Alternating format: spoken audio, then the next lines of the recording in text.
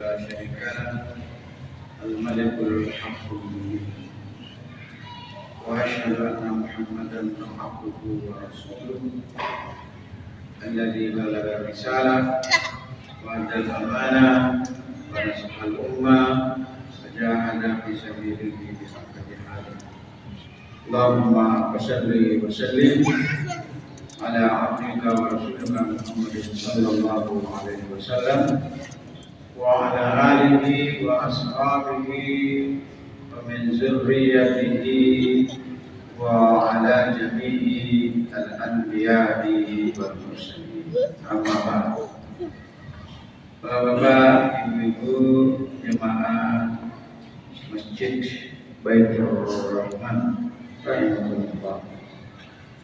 Alhamdulillah, syukurillah malam ini seperti telah disampaikan kembali oleh Pak adalah malam yang ke-12 dan insya Allah Ramadan ini puasa kita selama sebulan, insya Allah sebulan dengan jumlah hari 30, dan insya Allah kita akan lebaran pada tanggal 1 Syawal. Kapan lebarannya? 1 Syawal. Menurut hisab hakiki Muhammadiyah, menurut hisab hakiki bulan pada 30 Ramadan itu sudah 6 derajat, sudah sangat tinggi. Kalau Menteri Agama yang kali ini menaikkan ukuran bulan di angka bulan baru itu 3 derajat, sebelumnya itu hanya 2 derajat.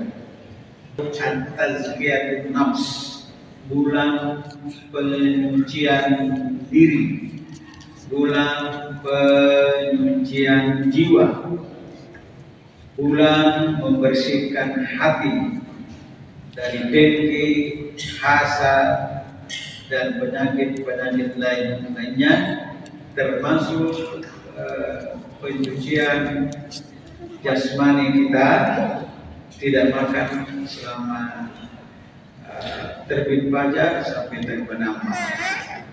Dan itu hanya berlaku hanya 1 bulan. Dan ini hanya diperuntukkan kepada umat Muhammad Rasulullah Sallallahu Alaihi Wasallam. Maka rugilah umat Islam itu kalau dia tidak memanfaatkan bulan Ramadan ini dengan sebaik-baiknya untuk mensucikan jiwanya daripada penyakit-penyakit jiwa.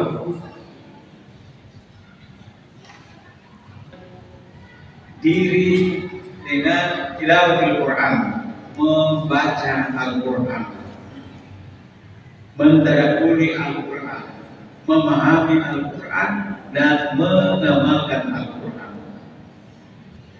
Dan itu hanya pada bulan Ramadan saja. Dari 12 bulan hanya bulan Ramadan itu sebagai tilawatul syahrul tazkiyah tilawatul Quran, syahrul Ramadan li tazkiyatin nafs.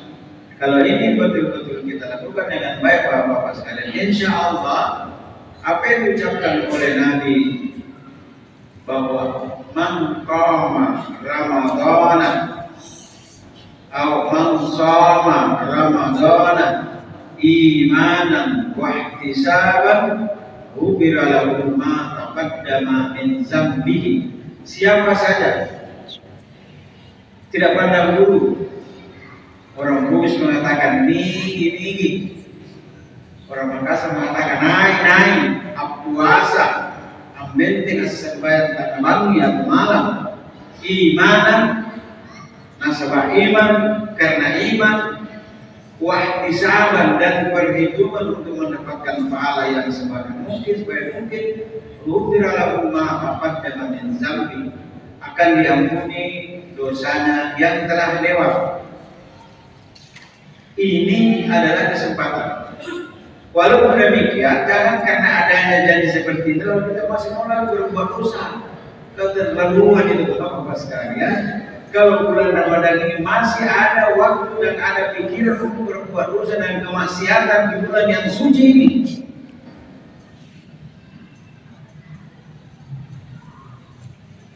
Jemaah yang terhormat, Nabi Muhammad SAW itu setiap Ramadan itu setiap malam itu datang oleh Jibril untuk mendengarkan bacaannya Nabi. Bacaan yang diturunkan oleh Allah Ta'ala lewat Jibril itu mereka lagi datang untuk mengulangi akal namanya untuk mendengarkan itu. Tutornya langsung dari Jibril, bacaan daripada Rasulullah SAW. Dan itu masuk dalam jiwanya. Dan alhamdulillah sekarang ini Bapak-Bapak sekalian sudah bermunculan rumah-rumah tahfiz. Sehingga hampir setiap masjid ini saya dapat, termasuk tadi di sini imamnya 30 1 bulan. Kalau di tempat lain ada yang 10, ada 10 tambah ganti lagi 10 ganti lagi. Tapi saya ya masih perlu perbaikan karena kadang-kadang anaknya itu saya lihat beberapa yang saya tempati ceramah itu kadang-kadang tidak sempurna tata cara salatnya. Hanya kelebihannya karena dia menghafal Al-Quran. Padahal imam ini Bapak sekalian bukan hanya imam di dalam salat, tapi dia juga jadi pemimpin di luar salat. Itu filosofinya imam itu Bapak sekalian. Dan salah satu syaratnya imam adalah aqra'u bi kitabillah. Sangat ahli pandai dalam membaca Al-Quran. Sehingga orang yang mengikuti, orang yang jadi imam itu jadi enak, jadi sahih karena bacaan yang dia baca itu sesuai dengan Al-Quran. Bapak yang terhormat, semakin mendalam pengetahuan seseorang tentang bulan Ramadan dan tilawah Al-Quran, maka akan memotivasi dirinya untuk memperbanyak tilawah Al-Quran di bulan Ramadan. Imam Syafi'i menurut riwayat itu dia berkali-kali menamatkan Al-Quran setiap malam bulan Ramadan. Kalau malam itu boleh terbit menambah matahari sampai terbit pagi namanya malam. Jadi bukan siang. Likulli laila yaktibul Quran. Setiap malam dia mengatakan Al-Quran. Saya sendiri bingung gimana caranya Imam Syafi'i itu bisa mengatakan Al-Quran dalam satu malam. Kalau kita melihat contoh Nabi itu salat di rumahnya itu salat malam itu 4 rakaat itu Bapak-Bapak sekalian. Itu setiap rakaat itu dia menyelesaikan surah Al-Baqarah. Al-Baqarah itu kurang lebih 3 juz. Naik rakaat kedua kira-kira seperti lagi rakaat ketiga begitu lagi rakaat begitu lagi. Jadi naik itu salatnya arba'an 4 rakaat. Di antaranya 4 rakaat dengan 4 rakaat itu yang tarawih. Apa artinya yang tarawih? Istirahat. Karena tadi terlalu lamanya berdiri sehingga dia akan istirahat.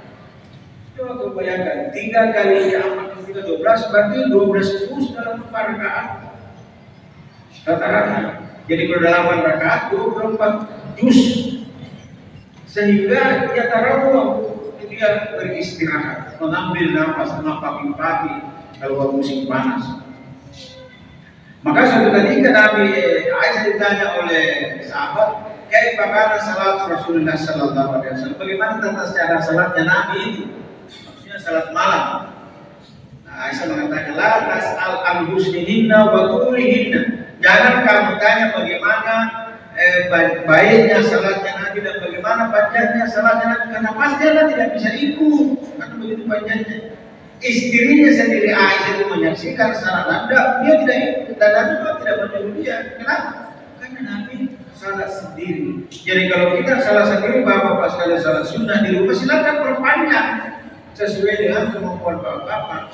Tapi kalau imam jangan coba-coba, kita nanti mau menyiksa jamaah itu.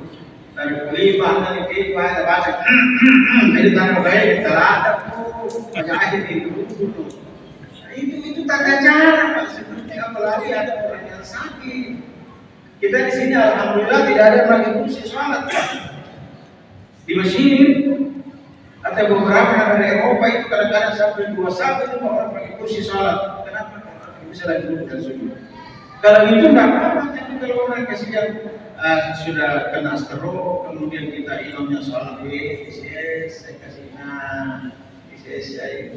Makanya saya mengatakan salah seorang sahabat yang pernah sholat panjang sholatnya, antara tanah atau tanah itu pindah kenapa? Anda terlalu enak untuk dirinya sedang menyiksa orang lain. Jemaah yang terhormat, oleh karena itu saya berharap kita kepada iman kita mengatakan kita programkan. Kalau misalkan one day one news saya barangkali sedikit tingkatkan. Kira-kira one day 10 news. Okay. One day 10 news. Likulli yawmin 10 ajza. Setiap hari 10 juz bisa. Why not? Kenapa tidak bisa? Bisa kalau kita mau. Apalagi bapak-bapak kalau sudah pensiun misalkan sudah berumur 60 tahun ke atas, kalau dia dosen, kalau doktor, kalau bukan bulan, tidak ada di bulannya Maret itu. Mari kita bertanya, siapa mengatakan ada bulannya Maret? Tidak ada bulannya Maret. Kita diperbodoh itu. Jangan ada bulannya itu. Muharram, Safar, awal, dan yang awal, dan Syawal, dan Rasul itu ada bulan. Tapi kalau Maret tidak ada bulan, jadi kagak cuma matahari. Makanya pergantian tiga malam. Kalau kita habis maghrib pergantian bulan, pergantian tanggal. Jadi artinya seperti itu. Jadi mari kita bawa siapa? Diusahakan itu. Bagaimana mau perbanyak tilawat agar nanti Al-Quran ini kita bersahabat dengan Al-Quran dan Al-Quran bersahabat dengan kita. Bagaimana Al-Quran mau dekat dengan kita kalau kita sendiri tidak dekat dengan Al-Quran? Dekatlah dengan Al-Quran, Al-Quran akan dekat dengan Anda. Bersahabatlah dengan Al-Quran, agar Al-Quran bersahabat. Artinya tilawat Al-Quran baca terus. Menurut riwayat bahwa seseorang yang meninggal dunia nanti setelah dimakamkan itu ditanam itu adalah malaikat untuk bertanya. Dan ternyata sebelum dia bertanya itu ada seseorang makhluk malaikat itu tidak kepala sang mayit tadi pakai disuruh roh pergi go pulang. Dia bilang tidak pulang. Saya tidak mau pergi. Dia bersedia tetapi sahabat. Setelah malaikat tadi bertanya, maka berkatalah satu makhluk Allah tadi yang ada duduk dekat di kepalanya. Wahai saudaraku, saya adalah temanmu. Sudah insyaallah. Itu membaca Al-Quran. Aja nama kita pergi ucap Quran, dia tentu. Ini baca itu betul. Wa laysa lil insani illa ma sa'a. Seorang tidak akan memperoleh kesulitan yang pada lakukan sendiri. Mari kita pergi baca Yasin. Mari kita pergi sedekah baru terus namanya situ. Kirimkan Al-Fatihah kepada para penonton. Iya Pak Guru. Iya Guru. Apakah Nabi pernah mengirimkan Al-Fatihah kepada Khadijah? Dia kirim. Apakah Nabi pernah mengirimkan Fatihah kepada anaknya Ibrahim Al-Masih? Kita disuruh Iqra'ul Quran.